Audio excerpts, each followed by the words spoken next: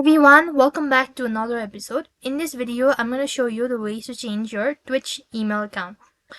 Change your email address on your Twitch TV account.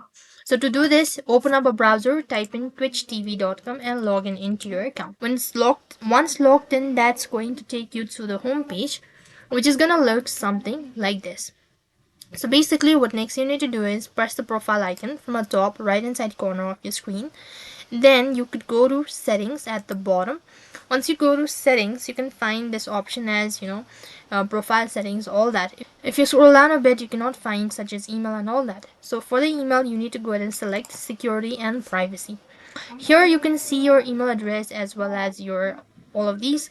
If you want to go ahead and change it, press this pencil shape icon right over here, and if you want to go ahead and change it, just remove this, and then you need to go ahead and enter or type in the new one, click the save button, and it's gonna send you our verification email through the new one, so which you have to go ahead and press on it, confirm all that, and you'll have successfully changed your email address on your Twitch TV account. With this, we have completed the procedure. That's all for this video. I hope the video was helpful. Make sure to like, share and subscribe to our channel. Thank you for watching. See you in the next video.